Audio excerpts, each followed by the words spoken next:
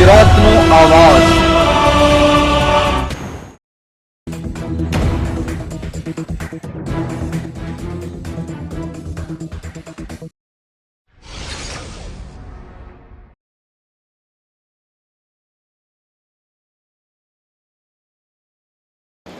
નશાની હાલતમાં વડોદરામાં અકસ્માત સર્જનાર પીએસઆઈ સસ્પેન્ડ, ખાતાકીય કાર્યવાહી શરૂ।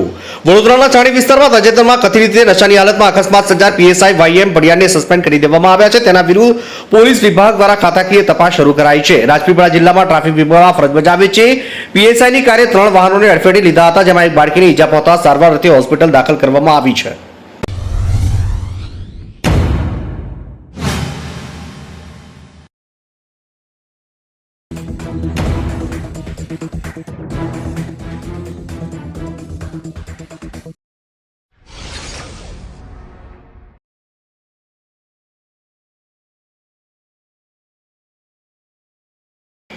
કલેક્ટર કચેરી ખાતે દલિત સમાજના આગેવાનો દ્વારા આત્મવિલોપનની ચીમકીના પ્રયાસને નિષ્ફળ બનાવાયો, જેને લઈને સમાજના આગેવાનોએ આપી માહિતી। આજરોજ તારીખ 25/5/2025ને 12:30 કલાકની આસપાસ દલિત સમાજના આગેવાનો કાંતિભાઈ વાળા તેમજ વસંતભાઈ ચાવડા અન્ય લોકો દ્વારા આંદોલન અને આત્મવિલોપનની ચીમકી આપી, જેને પોલીસ દ્વારા આત્મવિલોપનનો પ્રયાસને નિષ્ફળ બનાવ્યો। દલિત સમાજના આગેવાનો આંદોલન સ્થળેથી સિવિલ હોસ્પિટલ ખસેડવામાં આવ્યા, ત્યારે બંને દલિત સમાજના આગેવાન કાંતિભાઈ વાળા અને વસંતભાઈ ચાવડા દ્વારા સિવિલ હોસ્પિટલ અમરેલી ખાતેથી 12:30 કલાકે પ્રતિક્રિયા આપી।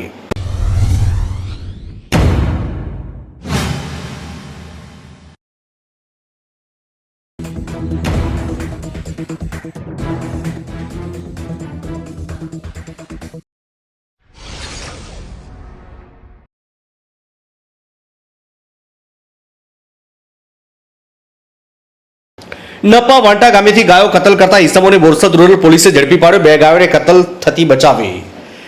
નપા વાંટા નાવા રોડ પર રહેતા મુસ્તાકભાઈ ઈશુભા ગુલાબસિંહ રાણાના વાડામાં ખુલ્લી જગ્યામાં તેના સાગરીતો શકીલ ઉર્ફે ખાટકી તથા તેની દીકરીઓ બહાર છાની છુપી રીતે ગાયો લાવી ગેરકાયદેસર કતલ કરી ગાયનું માંસનું વેચાણ કરતા હતા, જે બાતમીના આધારે પોલીસે રેડ કરતા 2 ગાયોને જીવતી પકડી અને કતલ કરવાના સાધનો કબજે કર્યા હતા।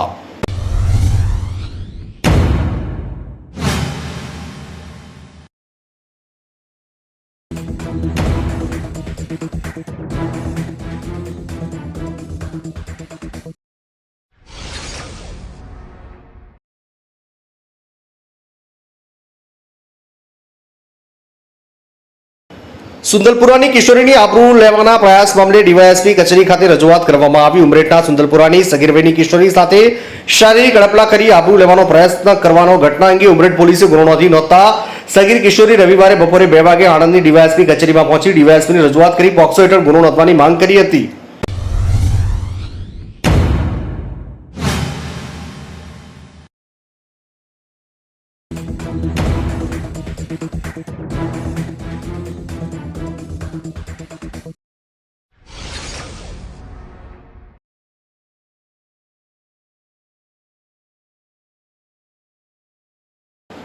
વાંસદા ધરમપુર રોડ ઉપર જાવલિયા ગામ ખાતે ગંભીર અકસ્માત। વાંસદા ધરમપુર રોડ ખાતે ગંભીર અકસ્માત થઈ ગયો। રવિવારે સવારે આ ગંભીર અકસ્માત થયો, જેમાં 2 ડમ્પર વચ્ચે અકસ્માતની ઘટના બની, જેને લઈને મોટું નુકસાન થયું। અકસ્માત થતા સ્થાનિક એકત્ર થઈ ગયા અને પોલીસ ઘટના સ્થળે પહોંચી હતી।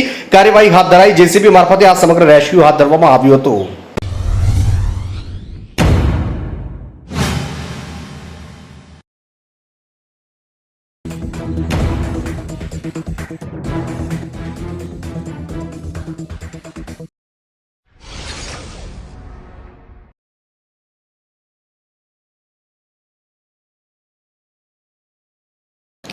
લર્નિંગ લાયસન્સ લેવા હવે કચેરી સુધી નહીં જવું પડે, ઘરે બેઠા મળી જશે। રાજ્યમાં લર્નિંગ લાયસન્સને લઈને ટ્રાન્સપોર્ટ વિભાગે એક મહત્વનો નિર્ણય કર્યો છે। હવે લર્નિંગ લાયસન્સ મેળવવા માટે કચેરી સુધી જવાની જરૂર નહીં પડે। અહેવાલ મુજબ લાયસન્સ માટે હવેથી અરજદારો ઘરે બેઠા અરજી કરી શકશે। રાજ્ય સરકાર દ્વારા આ માટે એક ખાસ કમિટીની રચના કરાઈ। રિપોર્ટ મુજબ આ કમિટી લાયસન્સ મેળવવાની સુવિધાનો અભ્યાસ કરશે।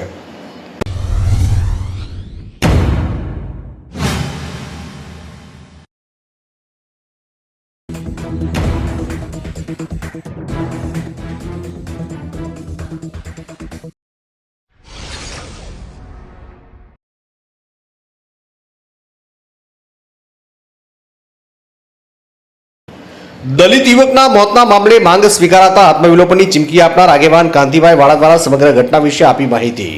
અમરેલીમાં દલિત યુવકના મોતનો મામલો દલિત સમાજના આગેવાનો દ્વારા આજરોજ તારીખ 25/5/2025ના રોજ આત્મવિલોપનની ચીમકી અપાઈ હતી, જેને લઈને દલિત સમાજના આગેવાન કાંતિભાઈ વાળા દ્વારા કલેક્ટર કચેરી ખાતે માંગણી સંતોષતા હતા, ત્યારે કલેક્ટર દ્વારા જમીન પણ આપવા માટે સરકારી પ્રેસ અને પ્રોસેસ હોય અને 15 દિવસની અંદર જમીન આપવાની પણ ખાતરી આપવામાં આવી હોય, ત્યારે દલિત સમાજના આગેવાન કાંતિભાઈ વાળા દ્વારા જો 15 દિવસમાં માંગણી સ્વીકારવામાં નહીં આવે તો ફરીથી આંદોલન કરવાની ચીમકી આપી હતી।